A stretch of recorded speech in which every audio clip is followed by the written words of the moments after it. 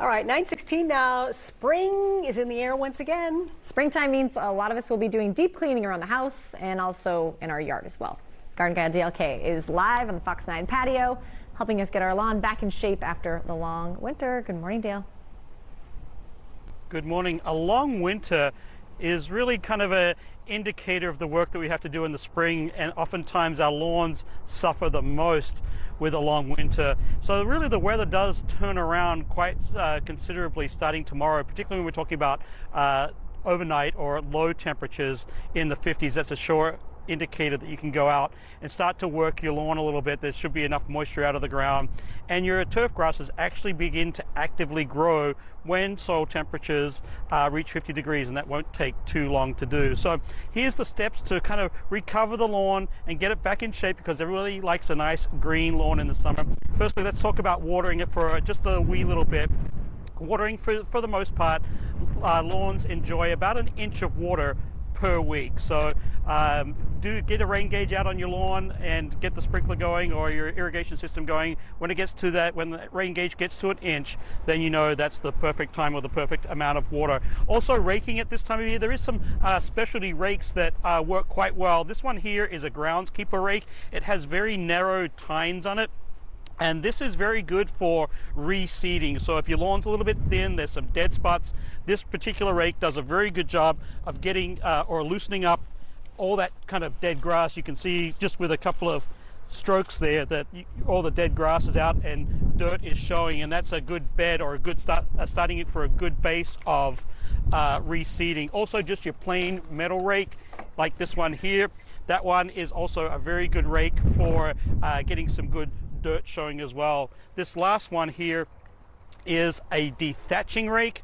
and if you have a problem with thatch, usually maybe just back off on the fertilizing a little bit, and about an inch of thatch is good. Anything more, you can use this particular rake to get out any thatch, and that is kind of the brown layer that kind of hangs underneath the green grass. Also, now is a good time when the lilacs are blooming, or maybe after you first mow, maybe a week or so away from that, but a crabgrass preventer or fertilizing is also, I'm going to get these out of the way so Greg, you don't trip over those. I can see problems. Crabgrass control fertilizer is good. Again, put that on after you mow your grass the first time or your lawn the first time. That's usually a good indicator that the temperature or the soil temperature conditions are favorable for crabgrass to begin to germinate. This particular one here, this organic one from Espoma, has corn gluten meal in it. And the corn gluten meal is a weed suppressant, stops seeds from germinating, so that's actually a good one, a good weed preventer for crabgrass. So C20 is also a great product. It's a microbe, it's a natural aerator of the lawn. Our lawns like an aerated soil, so this C20 product is kind of like a secret little gem that you can put onto your lawn.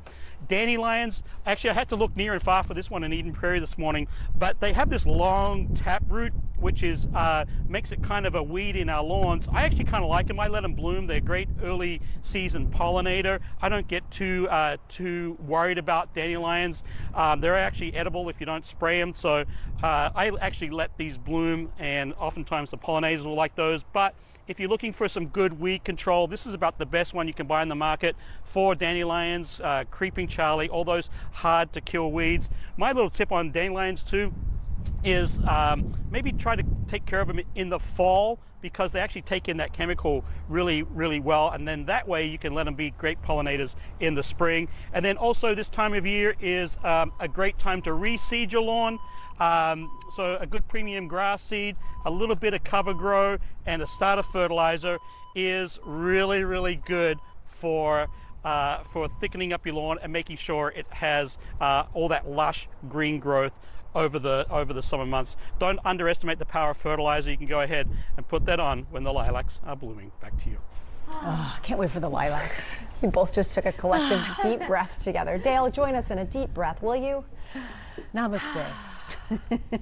Spring's coming. Thank you. We believe you, Dale.